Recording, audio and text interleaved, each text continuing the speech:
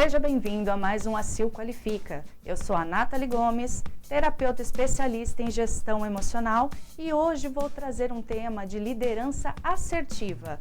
Como que o líder faz para identificar o estado emocional do seu colaborador e como ele pode contribuir com o colaborador sem se envolver emocionalmente. Hoje tem se falado muito sobre a NR1. Todo mundo está falando sobre isso. E o que é a NR1? É uma norma regulamentadora que traz hoje a obrigatoriedade da empresa realizar a identificação, avaliação e controle dos riscos psicossociais, além de outros riscos que a empresa já tinha que realizar esse estudo antes. Contudo, porém, todavia, os empresários trabalham em cima hoje das normas regulamentadoras de maneira automática. Mas, em se tratando de saúde emocional, será que não vale a pena se perguntar se o meu colaborador estiver bem? Será que isso não vai me trazer mais produtividade? Será que isso não vai contribuir para eu ter mais resultados? Então, por mais que haja uma legislação hoje, tornando obrigatório essa observação, o empresário deve olhar para o resultado que ele pode ter se ele tem pessoas trabalhando com ele saudáveis emocionalmente. E aí, a gente vai dar uma olhadinha em alguns aspectos só para que você possa entender o cenário da saúde mental no Brasil. Pesquisas apontam que 78% dos afastamentos no Brasil hoje são por causa de saúde mental. 18,6 milhões de brasileiros sofrem com ansiedade. E o tempo médio de afastamento das empresas em dias é de mais de 90.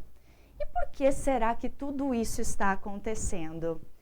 Nós passamos aí por uma mudança, então, desde a Revolução Industrial até os dias atuais, o mundo tem se modificado. E o fato dessas mudanças estarem acontecendo com cada vez mais rapidez torna o mundo incerto. E será que isso pode estar afetando o emocional das pessoas? Vamos entender um pouco mais essa questão das mudanças. Nós passamos por um período da nossa história onde nós vivíamos o mundo VUCA. O que é VUCA? São 4 palavras em inglês que significam volátil, incerto, complexo e ambíguo.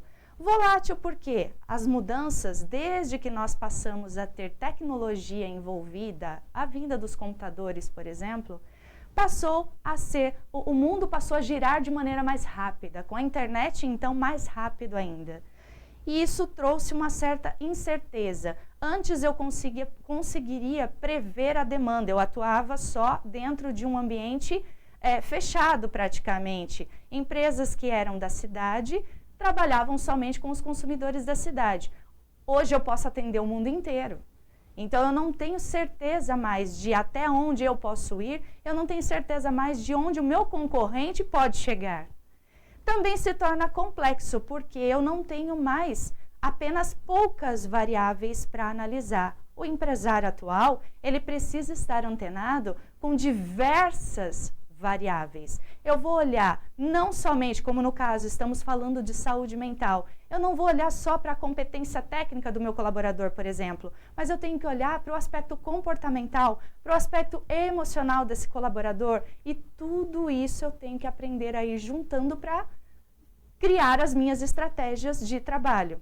E também se torna um mundo ambíguo, porque o caminho nem sempre está claro. Eu sei onde eu quero chegar, mas quando ocorrem mudanças, como agora, a introdução da obrigatoriedade em se fazer essa análise dos riscos psicossociais dentro das empresas. A partir agora de maio, se torna obrigatório para todos os portos empresariais. Então, houve uma mudança. E agora, como que o empresariado pode responder a isso? A partir do momento que nós passamos a ter inteligência artificial, esse mundo que já estava em mudanças, que já estava difícil de prever, que já estava ambíguo, se tornou ainda mais rápido e complexo. Então agora nós estamos vivendo um mundo bunny, que que em inglês também são 4 palavrinhas que significam fragilidade, ansiedade, não linearidade e incompreensível. Fragilidade, porque agora as mudanças passam a ser imprevisíveis. Eu tive a oportunidade de assistir um vídeo há algum tempo atrás, onde um doutor conta a experiência dele ter visto uma pesquisa, e nessa pesquisa era informado o tanto de tecnologia que nós tivemos no século XX e o tanto de tecnologia que nós passaremos a ter daqui para frente. E a palavra que ele utilizou foi inimaginável. É inimaginável o que o ser humano pode construir, realizar de 2030 para frente. Então, a velocidade está tão alta que as mudanças passam a ser imprevisíveis. E isso gera ansiedade. Lembra que a gente viu agora há pouco que 18 milhões de brasileiros vivem ansiedade. Então, será que não é porque essas mudanças, eu não consigo prever o que vai acontecer amanhã, então o meu futuro é incerto, isso me pressiona, faz com que eu não consiga entender o que eu posso realizar, quais são as estratégias que eu vou realizar. Não é um mundo mais linear.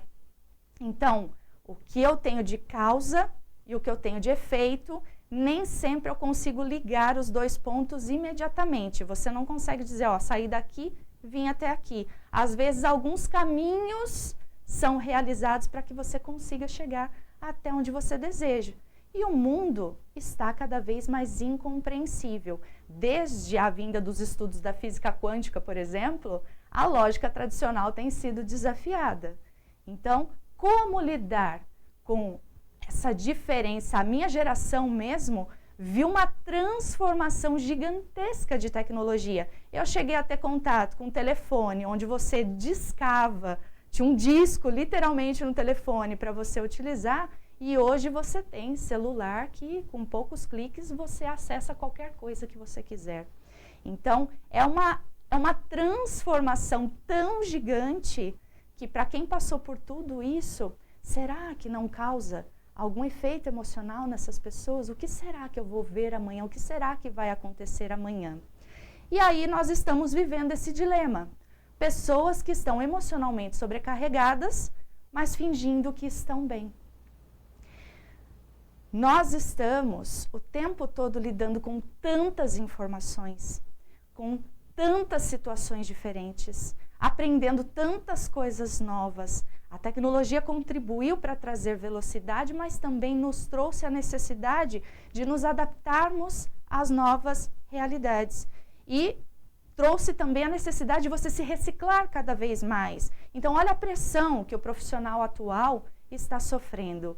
E dentro do ambiente de trabalho, ele passa a ter medo de, se ele não fizer determinada coisa, ele vai ser mandado embora. Se ele não estiver bem, ele não pode mostrar, porque ele corre o risco de perder o trabalho dele. E aí o líder, no meio de tudo isso, como é que ele fica? Ele observa o colaborador dele trabalhando, ele tenta entender como que ele pode ajudar, mas até onde será que esse líder pode ir sem se envolver emocionalmente na questão? Porque existe uma grande diferença entre você ter empatia com a outra pessoa e você querer resolver o problema da outra pessoa, que é o que a gente vai ver um pouquinho mais adiante. O líder, ele não precisa ser um terapeuta, ele não vai ter que chegar, fazer diagnóstico, tentar entender a realidade do seu colaborador para querer resolver a situação. Mas ele não pode ignorar os sinais, porque ele pode dar suporte para que esse colaborador atinja níveis melhores dentro da empresa.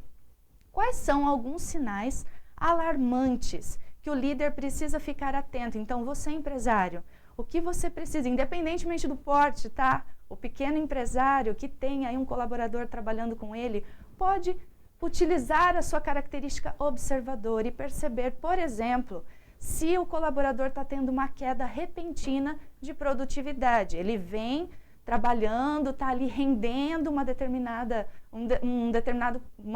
quantidade de resultado e, de repente, ele começa a deixar de entregar.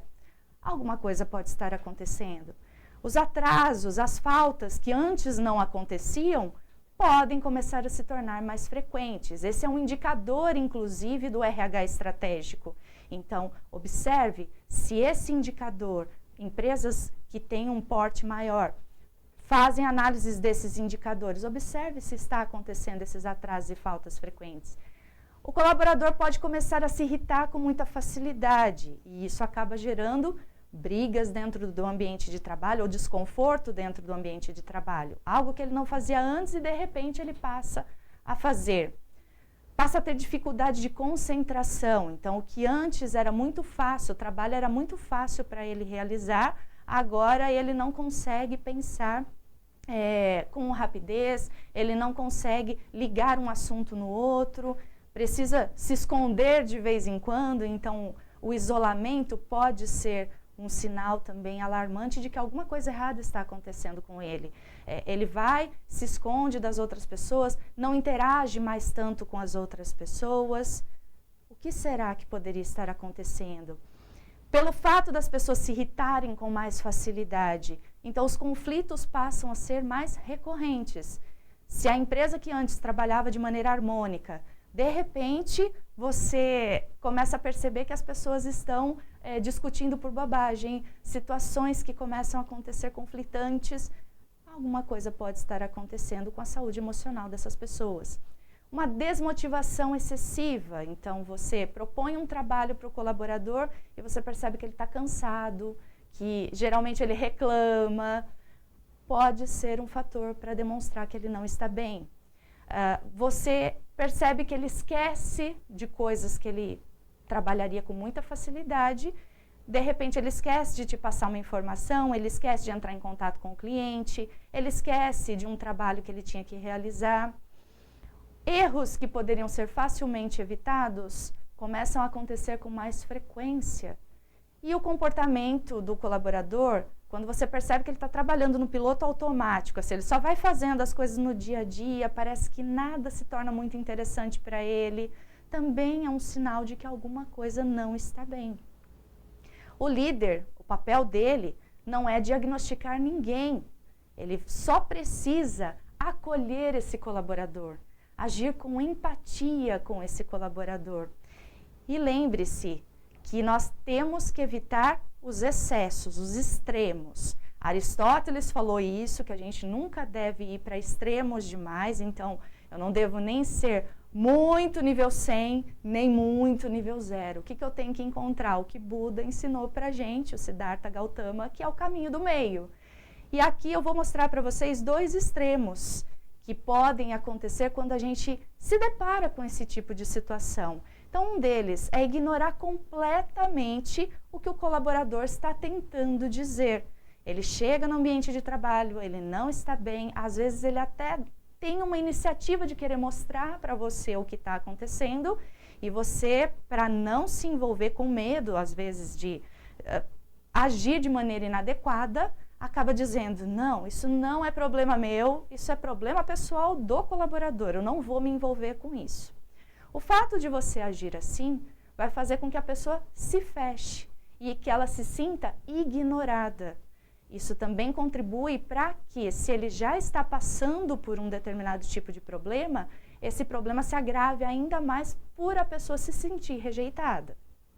Também devemos evitar o outro excesso, que é invadir a vida da pessoa, querer saber demais do que está acontecendo, querer detalhes íntimos, pessoais, ou então pressionar o colaborador, olha, me diga o que está acontecendo, você tem que dizer o que está acontecendo.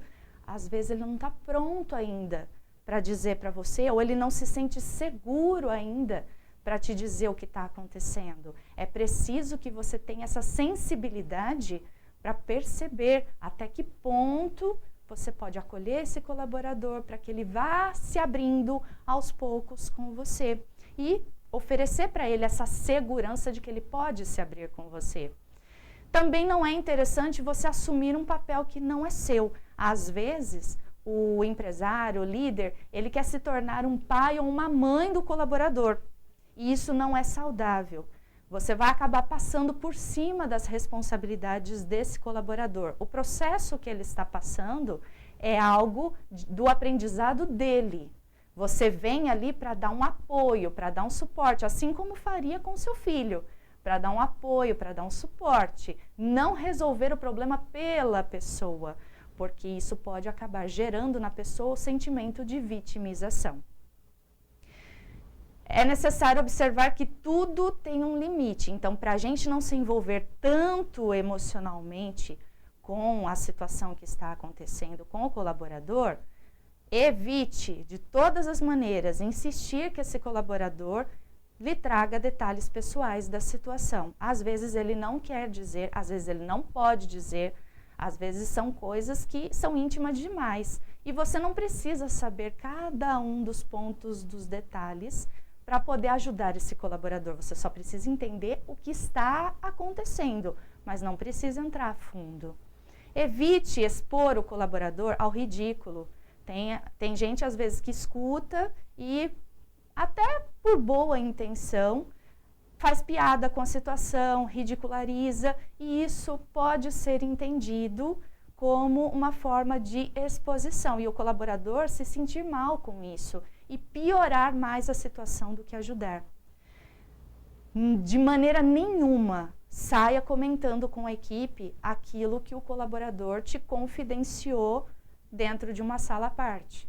Então, se ele te conta coisas pessoais, se ele se abre para você, ele confia em você e você levar essa informação para os demais da equipe, não só vai expô-lo, vai fazer com que a equipe passe a tratá-lo de maneira diferente e que isso também vai prejudicar no processo de tratamento desse colaborador. E você não deve fazer dessa forma com que ele se sinta não acolhido dentro da equipe e a equipe isolá-lo. Por isso, o que ele te confidenciar em particular, mantenha em particular. É interesse seu e da empresa, não, é interesse dele, seu e da empresa, e não é interesse dos demais membros da equipe. Não tente diagnosticar a pessoa, não vá analisar a pessoa como se você fosse um profissional da área de saúde mental. Isso não só vai tornar desconfortável a conversa, como vai fazer com que o colaborador se sinta julgado. E ele não vai continuar falando para você a forma como ele está se sentindo. E jamais carregue a responsabilidade de querer ser o salvador dessa pessoa. De novo, eu reforço. Cada vez que você passa por cima das responsabilidades da outra pessoa, você considera que essa pessoa não tem a capacidade para resolver os seus próprios problemas. Você está ali para dar um apoio, para dar um suporte, não para resolver pela pessoa. A função do líder, então, não é resolver a vida dele, do colaborador, mas é criar um ambiente seguro, onde ele vá buscar ajuda e possa continuar exercendo o seu trabalho com dignidade e respeito. Como então, eu já disse um monte de coisa aqui do que não se deve fazer, mas então, como que o líder pode e deve agir? A primeira coisa é acolher sem julgamento. O seu colaborador demonstrou algumas daquelas características que eu mencionei no começo. Observe, tente entender a realidade do colaborador. Se ele quiser dizer, tudo bem. Se ele não quiser dizer, vá aos poucos mostrando que você está aberto a ouvir. Mantenha a sua escuta ativa. A escuta ativa significa que você abre os seus ouvidos para realmente entender o que o colaborador está dizendo. Não é simplesmente só a capacidade de ouvir, não é o sentido da audição, mas você parar para intencionalmente, com atenção, escutar o que ele está te dizendo. Observe a linguagem corporal, observe as palavras que ele utiliza. Tudo isso vai demonstrar para você como que esse colaborador está emocionalmente. E, de maneira nenhuma, tente rotulá-lo, fazer um diagnóstico, falar, você está com depressão, você está com ansiedade. Tudo isso só mais vai prejudicar do que ajudar no tratamento desse colaborador. Algumas dicas de frases que você pode ou não dizer que vai te ajudar a se aproximar desse colaborador. Então, evite dizer, você está estranho, você anda desmotivado, porque isso é uma forma de apontar para a pessoa. mostrar que ela está numa posição errada. E isso, ao invés de ajudar o colaborador a perceber que tem algo que ele precisa prestar atenção, vai fazer com que ele se feche. E ele não vai querer dizer mais nada para você porque ele está se sentindo julgado, apontado. Então, para que você consiga a atenção do seu colaborador, prefira dizer frases como: percebi algumas mudanças no seu comportamento nas últimas semanas. Notei dificuldades de concentração e alguns atrasos. Eu entendo a sua situação e realmente eu quero entender se tem alguma coisa que está impactando no seu trabalho. Como eu posso te ajudar? Outro ponto que eu trago aqui para você ter como dica de como agir. Nunca pressione a pessoa a contar os seus detalhes íntimos. Ela vai contar para você o que ela achar que é necessário ser dito. Tem coisas, às vezes, que podem causar constrangimento e que a pessoa só vai se abrir em mais detalhes para um profissional. Dentro de consultório, as pessoas muitas vezes me dizem coisas que eu nem perguntei, mas porque elas se sentem seguras para abrir essa informação para mim. Agora, dentro do ambiente de trabalho, se a pessoa disser qualquer coisa errada, ela corre o risco de ser mandada embora, por exemplo, por conta disso que ela confidenciou para o seu líder ou para algum colega de equipe. Então, jamais pressione, deixa a pessoa chegar sozinha, deixa ela dizer para você o que ela quer dizer e tente analisar a situação com as informações que você receber. Você não é um profissional de saúde mental, então você não precisa saber todos os detalhes para ajudar. Diga para o seu colaborador da seguinte forma que isso vai ajudá-lo a se sentir mais seguro. Você não precisa compartilhar detalhes pessoais comigo, mas eu quero saber se existe alguma coisa que está impactando a sua rotina profissional e como que a empresa pode te ajudar dentro do que for possível. Isso já vai fazer com que o colaborador se sinta mais aberto e mais seguro. Inclusive, vou até fazer um parênteses aqui breve de que eu vi duas situações muito interessantes acontecendo dentro de dois ambientes de trabalho. Em uma, um empresário que é amigo meu me disse que ele observou o comportamento da colaboradora dele que de repente começou a perder produtividade e ele foi até essa colaboradora começando a entender a situação, tentando entender, conversando com ela para perceber o que realmente estava acontecendo. Aos poucos ela foi se abrindo e dizendo que ela estava com uma dificuldade dentro da casa dela. E assim ele foi vendo de que maneira ele poderia ajudá-la. Quanto mais ela se sentiu segura e ele demonstrando que realmente ele queria ajudá-la, ela foi se abrindo cada vez mais para contar a situação e ele acabou conseguindo resolver a situação e ela hoje trabalha muito feliz. Em contrapartida, eu vi um outro cenário onde um colaborador recém-chegado, estava há um mês na empresa, ele estava passando por diversas dificuldades pessoais, a cabeça dele vivia cheia, sofreu abuso do pai dele, então foram várias coisas que culminaram para aquele momento. Quando ele foi confidenciar isso para o seu líder e para alguns colegas de equipe, a empresa fez um trabalho ali de uma forma que o colaborador acabou sendo mandado embora. Parecia que por outros motivos, mas dava para entender que foi por causa do que ele falou.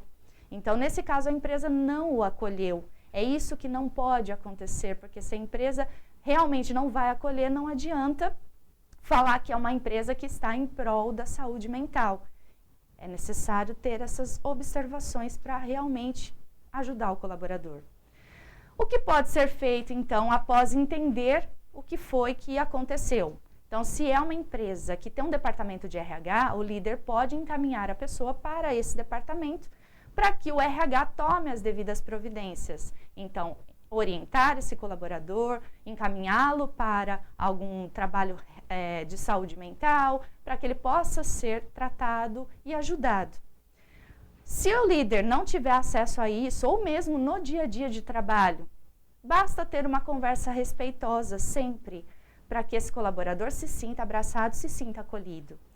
É possível também estruturar novas formas de trabalho, então talvez temporariamente flexibilizar o trabalho desse colaborador. Se é um trabalho presencial, ele poder realizar esse trabalho, talvez em alguns horários do dia home office, para ele não ter que ficar o tempo todo dentro de um ambiente onde ele não está se sentindo bem.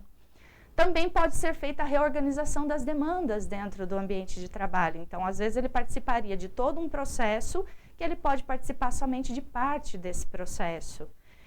Também é necessário que todos da empresa com quem ele tenha contato o incentivem a ir buscar ajuda profissional. Porque quanto mais rápido ele resolver isso, mais rápido ele vai conseguir se sentir melhor e mais rápido ele vai conseguir produzir melhores resultados. O líder, então, ele pode fazer um acompanhamento mais próximo do colaborador, orientando, às vezes contando uma experiência pessoal para que ele perceba que ele não é o único a passar por isso, mas procurar não ser tão, pressionar tanto esse colaborador, vir o tempo todo mostrar que está sendo vigiado, porque isso vai mais atrapalhar do que ajudar. Saúde emocional nas empresas não é frescura, não é porque a lei manda, é estratégico. Isso vai ajudar a reduzir possibilidade de erros, vai evitar conflitos dentro da organização, evita a rotatividade e absenteísmo, que é as pessoas entrarem e saírem da empresa, serem ligados e desligados toda hora da empresa, faltarem com frequência, vai evitar aquele índice de afastamentos que falamos lá no começo e vai contribuir para o aumento da produtividade e vai tornar mais fácil, mais claro a comunicação entre as pessoas. Então, vale muito a pena a empresa levar adiante esse pensamento de investir na saúde emocional dos colaboradores. Por isso, eu pergunto para você, líder, já treinou, já aprendeu alguma coisa sobre saúde mental? Já foi em busca de informações para poder lidar com seus colaboradores? Você, empresário, já investiu no treinamento do seu líder para que ele consiga lidar com esse novo mundo e com essa nova forma de visão das pessoas? Fica aí a dica para você.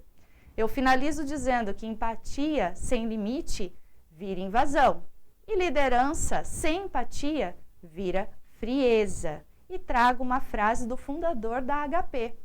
Homens e mulheres desejam fazer um bom trabalho. Se lhes for dado o ambiente adequado, eles o farão. Eu sou a Nathalie Gomes, sou terapeuta especialista em gestão emocional e tenho aí uma experiência de mais de 20 anos, experiência profissional, e estou há 2 anos nessa atividade como terapeuta. E eu agradeço imensamente pela sua atenção.